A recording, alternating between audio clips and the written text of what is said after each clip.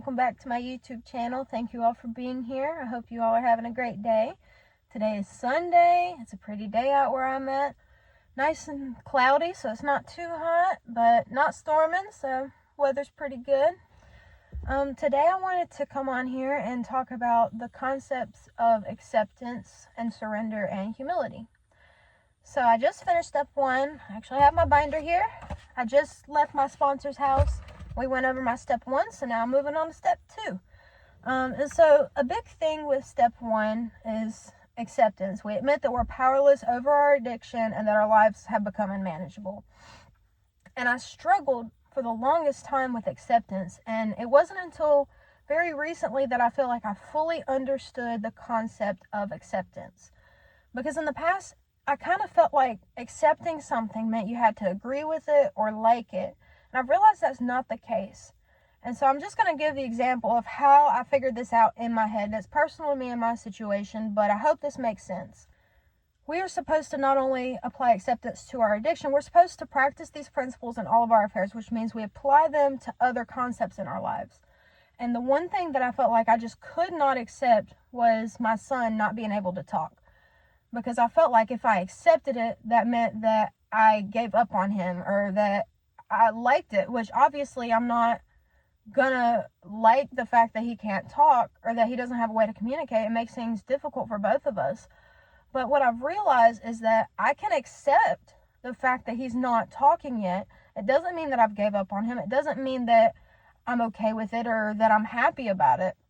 It just means that I've accepted that's where he is. And I also realized that if I'm so focused on the future or what he could do or what he should do, that I'm not loving and accepting him for who he is today. And that goes back to staying in today, just for today, one day at a time.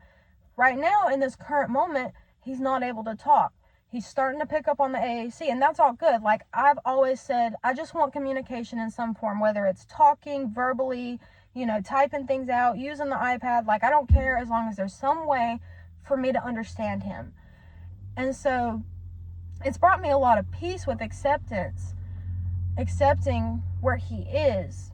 And like once I figured that out, it just kind of clicked in all the aspects of my life. Like I don't have to be happy with something to accept it. So that's brought me a lot of peace. It's really helped me with getting through this step 1 and understanding the concept of acceptance and surrender to life on life's terms. I've also got a new perspective on humility. I feel like being humble is a very important part of my process. But what I've realized is that humility is not thinking less of myself. It's thinking of myself less. It's getting out of the self-centered obsession that comes with being an addict. We're self-centered. We focus on ourselves. We have big egos. I have to be humble. I have to think of myself less. I have to focus on helping others and getting out of my own self-will and focusing more on the will of my higher power. My sponsors gave me a challenge. For the next 30 days, I am supposed to wake up every day and pray for God's will and not my own. Because when we put our hands on things, we mess shit up really bad. We have to learn to take a step back and really allow God to work in our lives, because sometimes what we want is not what we need. And sometimes it's not the right time for what we want or need. Sometimes we have to wait on God's timing. And I've seen this time and time again. For example, in the past, I was in a relationship that was very toxic. It was not healthy, but there was a big age difference between us. So I was very naive and I just didn't realize what exactly was going on. And we were trying to get a house together, and it was like everywhere we went, every turn we took, we just could not get a house. And at the time I was so frustrated. I was like, why is this happening? Why can we not get this house? But then looking back, I realized that God was protecting me, because that was not what I needed. It may have been what I wanted at the time, but it was not what I needed. And now I'm grateful that we didn't get the house together, because God knows what would have happened. It would have been a whole hot mess, right? And so sometimes the rejection that we receive from God is actually protection. We have to realize we're not being rejected out of spite. We are being protected from what could harm us, from what could be bad for us. I've had to really learn how to accept that God has a plan for my life. God has a plan for all of us. And we are human. We're limited in our perception. And sometimes, there may be things that are being said or done that we don't see, but God sees everything. So God knows what's best for us and has our best interest at heart.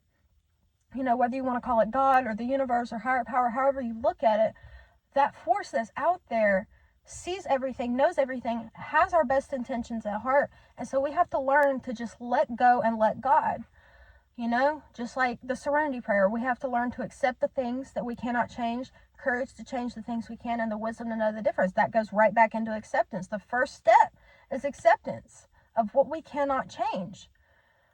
We can't fix everything in a heartbeat. We're only human. We have to learn when we can do something and when we can't, and we have to make peace with it. Another thing my sponsor told me today is that I'm really hard on myself, and I see that.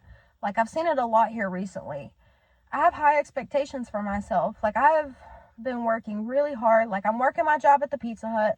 I'm door dashing. I'm not really taking days off work. I'm working like every day, even if it's just for an hour or two. Because I'm trying to save up for my son's birthday. I'm trying to get him a trampoline. I'm trying to pay for the birthday party, all that stuff. And then we have like a little festival going on in town. It's like a little mini fair that I'm taking him to. So I'm saving up for that. His dad's not helping pay for either of those. So I have all this pressure on me, right? And I'm so stressed because, like, I have no money, but I do have money. It's just in savings, right? But I'm not touching that money because it's for the baby, you know? And gas is expensive. So between delivering pizzas and doing DoorDash, I'm having to put a lot of gas in the car because I need the gas to get to work and make money, you know? So it's just like, it's chaotic, right? But I was in a meeting yesterday and we were reading out of some of the literature. We were reading the Live and Clean book. It's a really great book. If you haven't read it, I definitely recommend it. It has all kinds of good information in it. That's probably my favorite book in the Narcotics Anonymous program, other than the basic text. The basic text is good for the basics, but if you want to deep dive into like all these different aspects of your life, Live and Clean is definitely the book that you want to read. So we were reading and it was talking about parenting, you know, and how like sometimes our kids are in our addiction with us and then they see us get clean. You know, some of us have families after we get clean. And it just really had me thinking back. There are a lot of things that I can think of when it comes to my active addiction and taking care of my son and his involvement during that time in my life, right? There's a lot of bad things I can think of, but what really stood out to me was this one vivid memory I have. We were going to the park, and I remember we had to get lunch, but I was broke. I had no money, so the way that I basically would get food is I would have like the apps, you know, like the little fast food apps, and I would get like the coupons and the rewards and stuff. And so that day, I had a McDonald's reward for a free McChicken. So I ordered a plain McChicken. I gave him the chicken patty and I ate the bread, and that was our lunch. And like looking at where I am now compared to that day and that moment, like, yeah, things are hard, but I have money set aside for my bills. My bills are paid. I'm setting aside money for this fair. I'm setting aside money for the birthday party. Like, we're not having to split a McChicken. We got food in the fridge, you know? Like, just the little things like that help me realize how far I've truly come. I'm not perfect. I still have a lot of struggles. But today, like, I have a job. I have food in the fridge. I can afford to get us a Happy Meal and a cheeseburger. I can get whatever I want off the McDonald's menu as long as it's not like $500, you know, within reason, you know.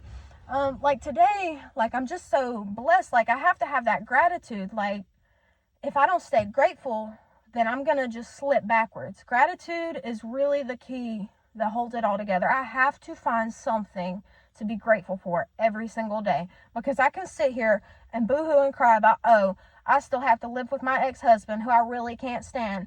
Or I can sit here and say, hey, my ex-husband is nice enough to let me stay with him and I don't have to pay rent. It may not be perfect living together, but I have a roof over my head. I get to see my son every day. We don't have to go back and forth or get rid of him on the weekends to go to dad's house. Like, we don't have to do that right now. Right now, I get to be with Jasper every day. I have a roof over my head. There's food in the fridge. Everything's good. I can sit here and say, oh my God, I hate my job so much because I'm delivering pizzas and it's so boring and it feels like a waste. Or I can say, hey, I have a job, and this is the longest that I've held a job in literally 3 years. I am finally no longer jobless.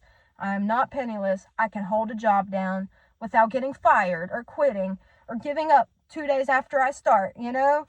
So like I have to find gratitude in every aspect of my life. I can sit here and beat myself up and say, oh my God, I've relapsed 7 times. I have 7 white key tags and I've had to do the step work like 5 or 6 times now and I'm never going to figure it out. Or I can say, hey, this is a new beginning. This is a chance to start over. Like my sponsor was telling me that today. She was like, just look at it as a fresh start. You know, act like this is the first time doing the steps. This is your first time in recovery. Don't forget the things you've learned, but act like it's a fresh start. And that's exactly what I'm doing. I am willing to go to any length to stay clean. For my sake, for my kids' sake, for my family's sake. I have to do something different, and that's what I'm doing. So I'm doing what I'm suggested to do. I'm doing the step work. She wants me to finish step 2 in another month because I just passed a month on Tuesday and I finished step 1. So now step 2, we're going to do it in a month. I'm going to take time out of my day every single day to work on it because every day I have to do something for my recovery. The way I look at it is I could get high every day. I could find the money, I could find the means, I could find a way to get high every single day if I wanted to.